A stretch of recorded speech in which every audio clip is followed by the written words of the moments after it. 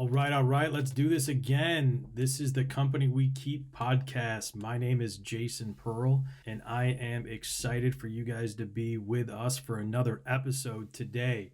This podcast is for everyday business owners and entrepreneurs that want to think differently about growth, want to think differently about success, and want to do everything they can to achieve a better balance in both business and life. On this episode, we are going to be talking about FOMO and followers. FOMO stands for the fear of missing out, and it is real in our society. It's real in our lives. It invades not just our personal lives, but it invades our business life as well. And today we're going to talk about that. We're going to address it, and we're going to give you some ways to hopefully overcome certain things that affect your life when it comes to fear of missing out.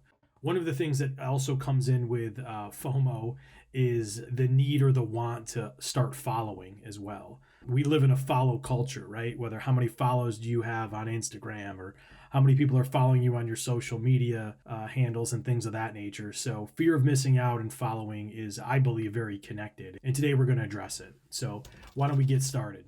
So again, FOMO stands for fear of missing out. If you go and you search online to try to see what the definition of it is, the fear of missing out refers to the feeling or perception that others are having more fun, they're living better lives, they're experiencing better things than you are. Oftentimes, FOMO involves a really deep sense of envy, and it affects and shakes your self-esteem to the core. FOMO is often exacerbated by social media sites, whether it's Instagram, whether it's Facebook, whether it's LinkedIn, whether it's Snapchat, whatever the case may be. Oftentimes, fear of missing out is really heightened due to social media sites and our ability to consume so much of social media. But FOMO is not just the sense that there might be better things that you could be doing at this moment, but it's also the feeling that you're missing out on something fundamentally important that others are experiencing right now. And that's where it really hits us. And I think it's probably fair to say that all of us in some way, shape, or form at some time of our lives, and probably even at this stage in our life right now, wherever you find yourself when you're listening to this, we've all experienced FOMO.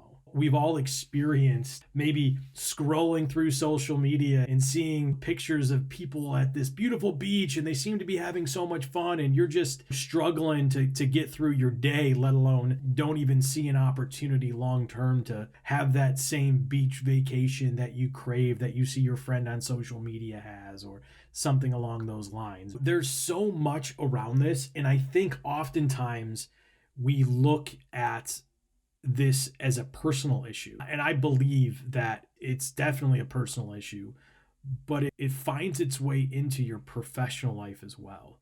This podcast is for everybody, but it definitely has a business tilt to it. One of the things I'm gifted at is helping businesses find ways to be more successful on a consistent basis.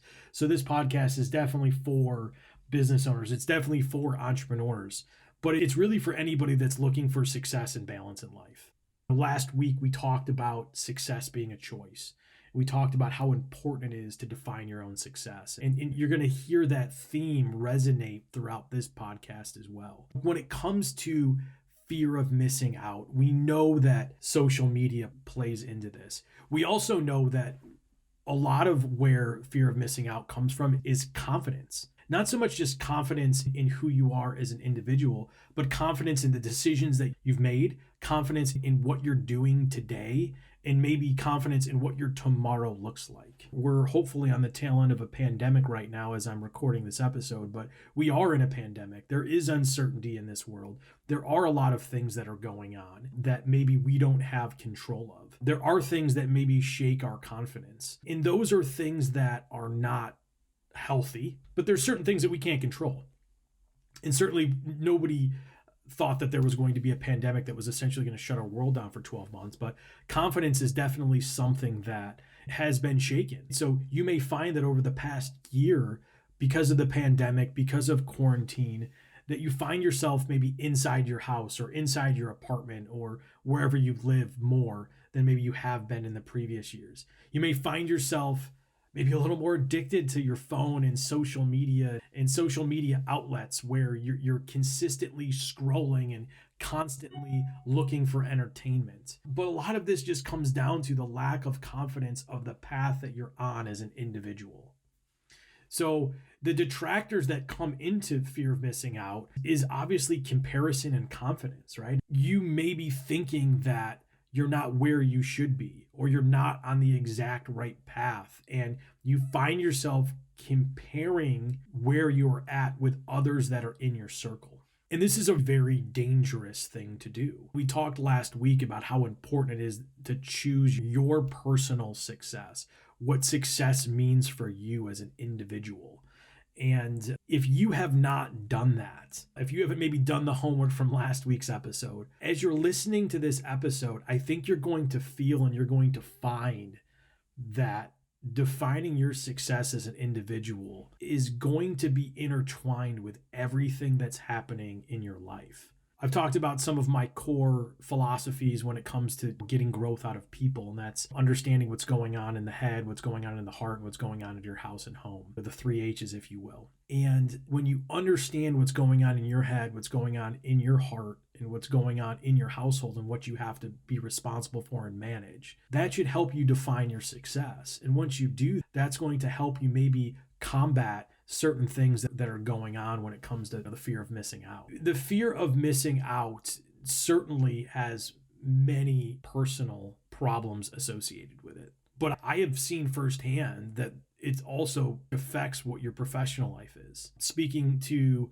maybe a group of leaders or high-level executives or high-performing business folk throughout this podcast, fear of missing out is a real thing in business as well. It's just not personal accounts that people are scrolling through.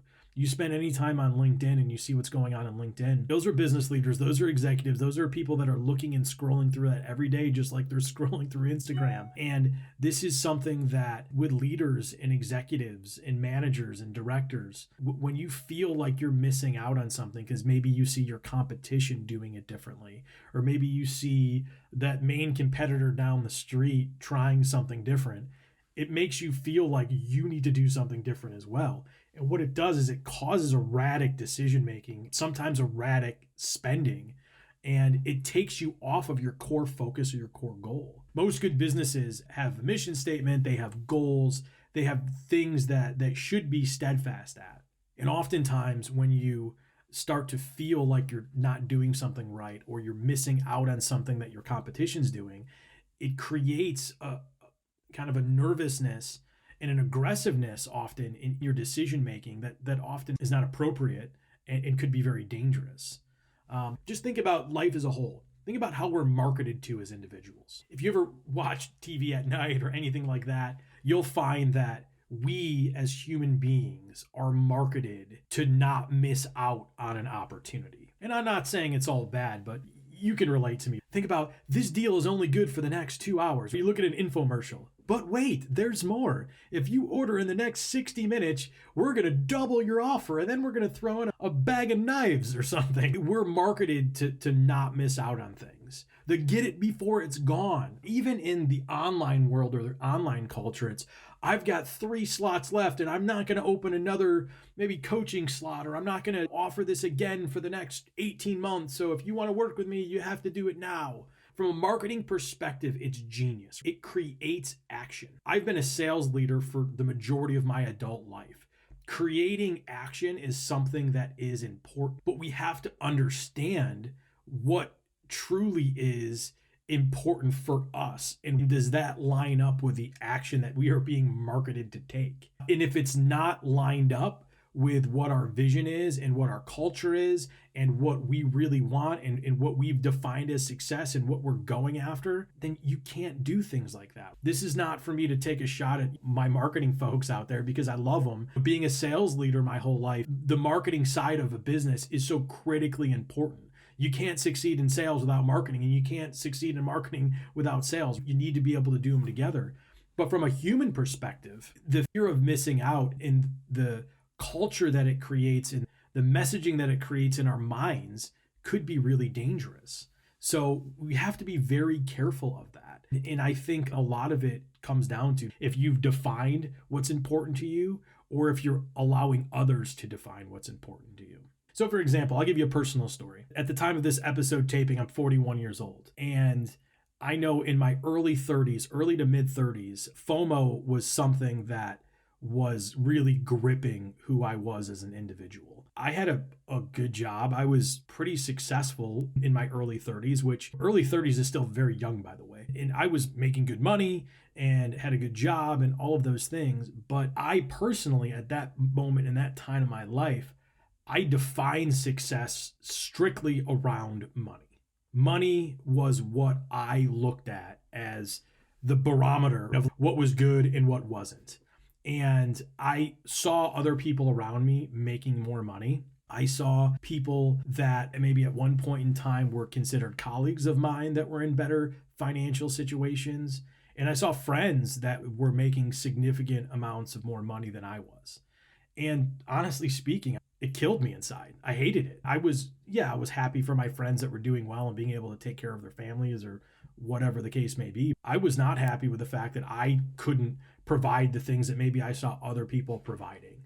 And it really gripped me. It really affected who I was and what was going on in my life. And it was not healthy. It made me erratic in my decision making. It made me erratic in my home life. It made me erratic in just the way my emotions ran up and down, because it was pretty clear I'm a wear my heart on my sleeve type of guy. And it was probably pretty obvious to my wife and those around me, like when I was having a good day and when I wasn't having a good day. And oftentimes seeing something that brought on FOMO to me was damaging to those around me and myself. But as I started to manage my life in a more effective way, I started to define what success meant to me. I started to define what was really important. And I really landed on faith and family was the most important thing to me. So then everything I did after that was compared against how does this fall into what I think success is? If I thought success was living the life I wanted to live with my family, where does this fall into it? And if it didn't fall into what I thought was important and what I defined success as, I just didn't do it. And it didn't affect me that way anymore. And again, I know it seems like I'm just like flipping a switch and telling you a story and they're like, oh, all you got to do is this and it's easy. It's not easy, but what you have to do is you have to address it. And that's what I did. And that's when I really felt like my success started to become really high, because I just put everything in those buckets. And it's something that we'll talk about in the takeaway end of this, but certainly something we need to look at. But from FOMO, there's also a byproduct, which is following. I'll define this a little better. I mean, like people that just blatantly follow others blindly. If you're in the business world and you've seen people, maybe they're not trying to emulate folks, they're just flat out like ripping off what others say and do and making it as their own. There's not many original thoughts that are out there anymore. I'll oftentimes read a book or listen to a podcast. Recently on some of my social media, I've been diving deep into Craig Rochelle's leadership podcast. I think it's phenomenal. And some of his ideas I will repurpose and share with my followers because I think it's really important, because there's a ton of really smart people out there. But then there's others that just follow because they're so afraid that their own original ideas and their own original thoughts are not going to be good enough, that they just do these things and rip them on their own. Whether it's Gary Vee, who I'm a fan of, Mark Cuban, or Heather Monahan, or Sarah Blakely. These are all like wonderful entrepreneurs, people that have just had tons of success and are super active on social media. But they're their own individuals. You can want to emulate some of the things that they do. You want to learn from some of the things that they do, but you certainly don't want to be a copycat. You don't want to just blindly follow, because it's oftentimes shows how inauthentic it can be, or how you're being when you're just blindly following people. There's nothing wrong with emulating people. Ripping directly from others is not what you want. And I think oftentimes what happens is when we have this fear of missing out, our bodies and our minds just like, okay, I'm just going to do exactly what that person's doing, and I'm going to really hope and really pray that it's going to make me successful. And that's just not the way it is. It worked for those people, but again, success is an individual thing. It's an individual definition, and you have to define that consistently. And I'd say daily. You need to make the choice every day to succeed, but you need to make sure everything's in line with what you want to do. When you define your success, you then make a choice daily, and then you have to be content with whatever that decision was. If you're in a situation where you're saying, for my business, we need to be in a cost cutting mode, or we need to be very tight with our money because we have these goals by the end of the year to spend X or to purchase X or to invest in something that you're looking to invest in. If you start to have that fear of missing out, if you just change course immediately, it not only hurts the plan you're on, but it derails you from that plan that you're on, and it's going to put you on another path that you have to start all over on. So not only are you losing time, you're losing money, and oftentimes you could be losing respect of others because you are becoming erratic in your decision making. So you have to be content with the decisions that you make. And again, that doesn't mean that they can't change. It doesn't mean that your success does not evolve. It doesn't mean that you can't change things. It just means that you have to go through that process of understanding what it is, and you can't let others define or hijack that success for you. We talked about that a lot last week. So when it comes to just some takeaways, when it comes to what can you do to combat these feelings that happen when you have FOMO, when you're so worried about what everyone else is doing, what can you do? We talked about that. Define your success. Sit down and define what success means to you personally and professionally. And then become laser focused on achieving that success daily. Wake up every day and choose to succeed in whatever you individually choose. That comes down to understanding personally what's going on in your head, what's stirring up in your heart, and what's happening in your home. Your success should be looked at through those lenses. If social media gets you derailed on a daily basis, it may be time to set healthy limits. I have a 14-year-old at home. She has an iPhone. I can control her iPhone. She hates that. But I don't allow her to have social media. Why? Because she's 14 years old, and I don't want that consistent comparison. I have a 14-year-old brain worrying about what other people are doing and living their best life and all that type of stuff, and her think that she's not good enough or she's missing out. I want to continue to help build her up in the right way. And we as adults need to do the same thing. We need to set healthy limits, like just mindless scrolling. And by the way, I've done it. I may have even done it this week. You just get lost and you scroll, but you have to set healthy limits with that. You have to understand how you control your success. So set healthy limits. Prepare yourself daily with being organized and intentional. I'm a big calendar guy. I'm one of those guys where if it's not on my calendar, I'll blindly miss something, which is good and bad, I think. But ultimately, preparing yourself daily with being organized and intentional with a number of different things is important, whether it be professional time, but then also blocking out personal time. I know some people are really big into journaling and reading and things like that. Well, block out that time on your calendar to be able to do those things. I know for me in the morning time, there's certain things I have to do in the morning to get myself ready, and blocking that time out is critically important. Also, when you feel yourself maybe forced into that FOMO type of headspace, do your best to shift to gratitude. Find ways to shift your mindset to the things that you have, to the things that are going on, the positive heart posture of what's happening in your life. Change your activity when you feel FOMO coming on. Change your activity to something that's going to put you in a more grateful type of situation, but also something that you enjoy. In doing everything you can to understand your body and your mind, because sometimes our minds play tricks on us, right? Like sometimes our minds are the worst things ever. You start to question yourself, you lack confidence, you doubt, like all those things. Your mind can just repeat that over and over again. So you have to be prepared and understand that when those feelings come on, how do you switch? And again, I am certainly not a psychologist. I don't pretend to be one, but I know from a standpoint of just, living life as an adult, as a father, as a husband, as a business owner, as a colleague, as a friend, these are things that, I've experienced myself, and there are certain ways that you can aid yourself to put yourself in the right type of situation when certain things like this are happening. So let's recap this. Define your success. Set healthy limits when it comes to viewing social media and engaging in certain things like that maybe will build up that fear of missing out. Prepare yourself on a daily basis to be organized and to be intentional. Make sure that you're doing those things on a daily basis that are in line with what you feel success is and what you feel are important to you. And then finally, it's shifting to gratitude. When you feel that stuff going on, you shift to gratitude, change your activity, make sure that you're aware of those things. There's so many other things that we could list out, but just to keep it simple and easy. Again, we all feel this. We all combat FOMO. We all have some following natures in our bodies. We're never going to be perfect at this, but we have to understand and be aware of the negative effects of these things.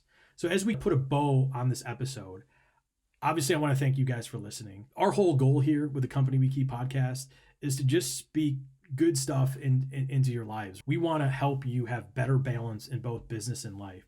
We want to help you define success. We want to help you understand maybe the things that are happening out there in this world and ways that you can shift to make sure that you feel more fulfilled, you feel more successful, and you feel more engaged in whatever you feel is important. If you're looking to connect with me and maybe have some other additional questions, or you want to, keep the conversation going, I really encourage you to check out jasonmpearl.com. That's my website. There's tons of different ways to connect with me on that. Would love to have continued conversation with you guys.